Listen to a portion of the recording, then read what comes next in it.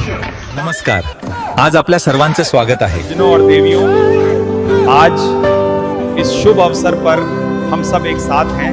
आपका स्वागत है.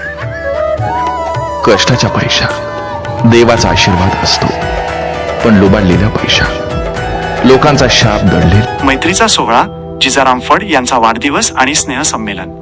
माणसाच्या आयुष्यात अनेक माणसे येतात आणि जातात, पण जी माणसे संकटाच्या वेळी आणि आनंदाच्या वेळी खंबीरपणे पाठीशी उभी राहतात तीच खरी संपत्ती असते. अशीच एक आनंदाची अनुभूती नुकतीच संगमनेरच्या भूमीत अनुभवता आली. सत्कार आणि स्नेहाचा वर्षाव. जिजाराम फड यांचा वाढदिवस म्हणजे केवळ एक दिवस नव्हता, तर तो मैत्रीचा आणि आपुलकीचा एक सणच होता. जिजाराम फड मित्रमंडळी आणि सूर्यनमस्कार ग्रुप यांच्या वतीने अत्यंत उत्साहात आणि प्रेमाने त्यांचा सत्कार करण्यात आला. शिस्तबद्ध जीवनाचे प्रतीक असलेल्या सूर्यनमस्कार ग्रुपने आणि जीवाभावाच्या मित्रमंडळाने जिजारामजींच्या कार्याचा गौरव करत त्यांना शुभेच्छांचा वर्षाव केला. कष्टाच्या पैशा देवाचा आशीर्वाद असतो, पण लुबाडलेला पैशा लोकांचा शाप दडलेला असतो.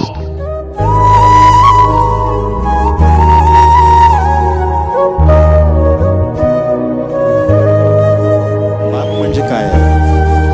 बाप म्हणजे जगण्याचं माप आहे, पाठीवरची थाप आहे.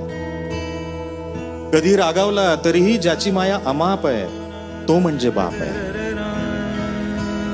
बाप म्हणजे ध्येयाकडे नेणारी शिडी आहे, संकटातून पार करणारी होडी आहे. जो कधीही तिखट वागला तरीही आयुष्यभराची गोडी आहे. बाप म्हणजे शिस्तबद्ध धाक आहे. बाप म्हणजे शिस्तबद्ध धाक आहे, जगणं आपोआप आहे.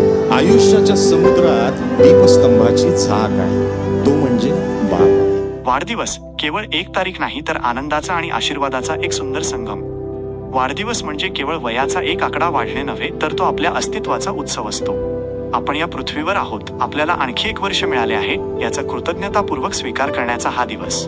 वाढदिवस साजरा करण्याच्या आपल्या पद्धतींमध्ये काळाप्रमाणे बदल झाला असला तरी त्यामागील भावना मात्र आजही तितकीच पवित्र आणि महत्वाची आहे. आधुनिकतेचा स्पर्श. केक आणि मेणबत्ती. आजच्या धावपळीच्या युगात आपण वाढदिवसाला केक कापतो आणि मेणबत्त्या विझवतो.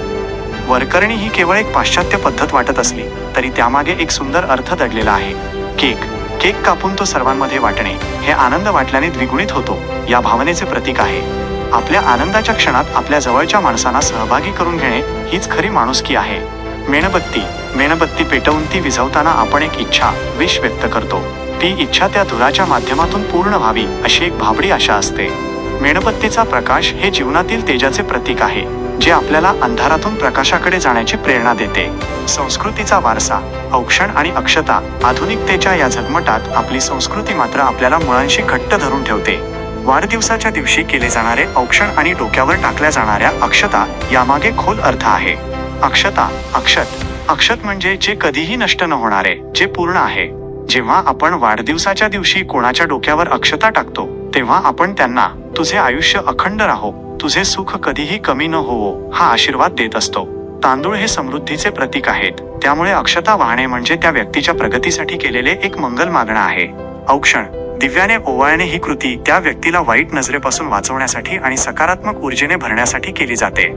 जेव्हा आपण औक्षण करतो तेव्हा आपण समोरच्या व्यक्तीला प्रकाशाचे कवच प्रदान करत असतो. आधुनिकता आणि संस्कृती यांचा सुवर्णमध्य. जेव्हा आपण वाढदिवसाला केक कापतो तेव्हा त्यामध्ये आनंद असतो, आणि जेव्हा आपण औक्षण करतो तेव्हा त्यामध्ये आशीर्वाद असतो. या दोन्ही गोष्टी जेव्हा एकत्र येतात तेव्हा तो उत्सव पूर्ण होतो. आपण कितीही आधुनिक झालो तरी आपल्या मुळांना विसरून चालणार नाही. वाढदिवस साजरा करताना केकच्या गोडव्यासोबतच आपल्या मोठ्यांचा आशीर्वाद आणि अक्षतांच्या स्वरूपात मिळालेली शुभाशिष आपल्या आयुष्यात खऱ्या अर्थाने भर घालतात. म्हणूनच हा वाढदिवस साजरा करताना केवळ केक कापून थांबू नका, त्यासोबत आपल्या संस्कृतीचा, आपल्या परंपरेचा आणि आपल्या माणसांचा आदर करा.